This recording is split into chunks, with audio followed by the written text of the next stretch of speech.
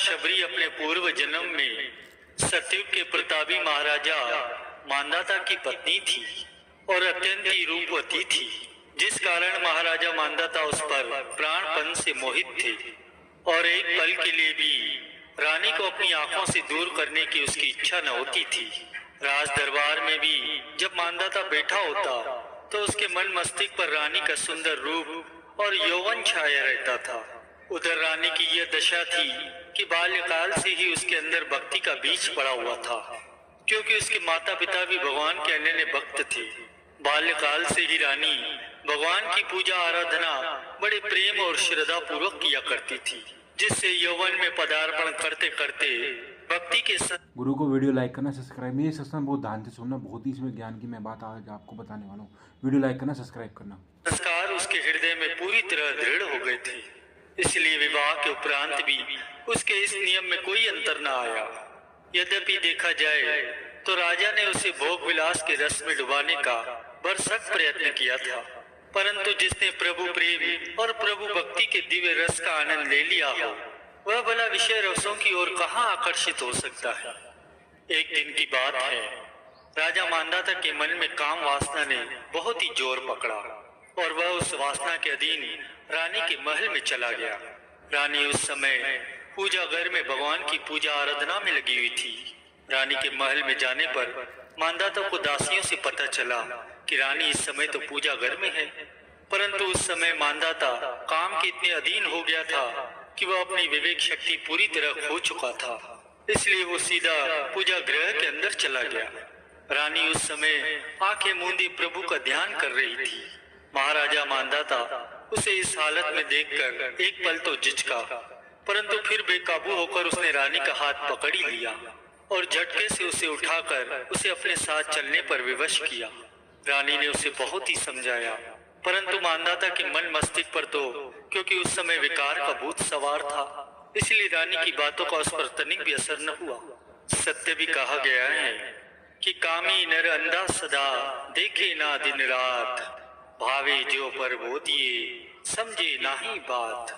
कि काम के अधीन हुआ मनुष्य सदा विवेक दृष्टि से हीन होता है, इसलिए अपनी काम वासना की पूर्ति के लिए वह न दिन देखता है और ना ही रात। वह समय असमय कुछ भी नहीं देखता। ऐसे मनुष्य को चाहे जैसे और चाहे जितना समझाओ उसकी समझ में कुछ नहीं आता। कामी मति भ्रष्ट सदा चले चाल विपरीत, सील नहीं सहजो कहे नैनन माही अनीत। कामी मनुष्य की बुद्धि सदा भ्रष्ट रहती है और वह सदा आचार विचार के विपरीत व्यवहार करता है। संत सहजोबाई जी कथन करती हैं कि ऐसे मनुष्य की आंखों में शील का अभाव होता है, क्योंकि वह सदा अनीति के मार्ग पर चलता है। महाराजा मांधाता की भी उस समय ऐसी ही हालत थी।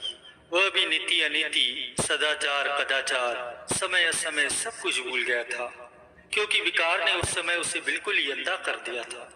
काम वासना की पूर्ति कर महाराजा मांधाता तो अपने महल में वापस चला गया, परंतु उसके इस प्रकार के व्यवहार से रानी के हृदय को गहरा आघात पहुंचा और उसने विष खाकर अपने प्राण ही त्याग दिए। विष खाने से पहले उसने प्रभु के श्री चरणों में विनती की कि हे प्रभु, आज जो कुछ भी हुआ है उस पर मुझे अत्यंत ही ग्लानि हो रही है। राजा ने काम वासना के अधीन होकर मुझे आपकी पूजा आराधना से बलपूर्वक उठा लिया और अमृत के कुंड से निकालकर गंदगी के कुएं में डाल दिया। इसका एकमात्र कारण है ये मेरा सुंदर रूप और यौवन।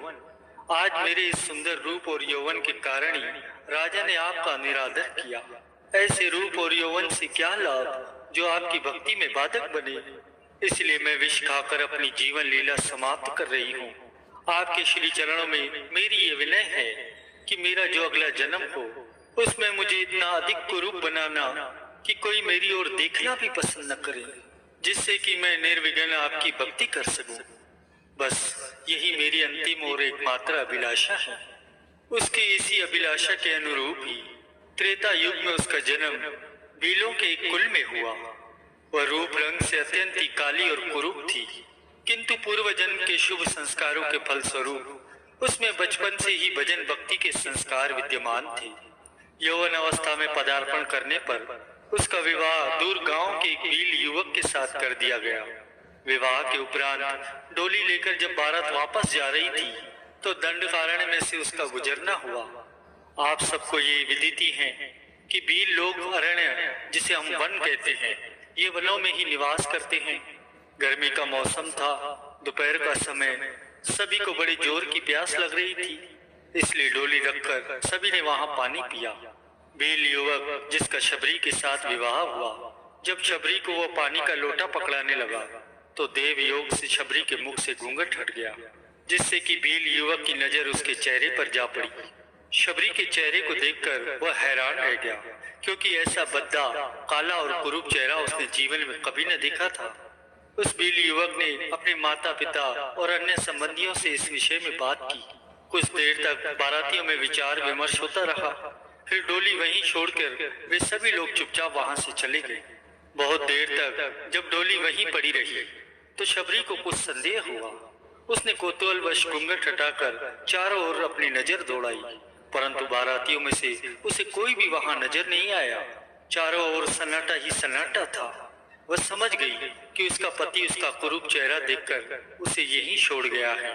यदि उसके स्थान पर कोई और होता तो शायद रो रो कर आसमान सिर पर उठा लेता, परंतु शबरी न तो रोई और ना ही घबराई और ना ही अपने पति के बारे में मन में कुछ मलिनता लाई, बल्कि इसके प्रत्युत्तर में उसने इस कृपा के लिए भगवान को बार बार धन्यवाद दिया कि भगवान ने उसे घर गृहस्थी के झंझटों में फंसने से बचा लिया और जगत के जंजालों से छुड़ाकर अपनी शरण में ले लिया।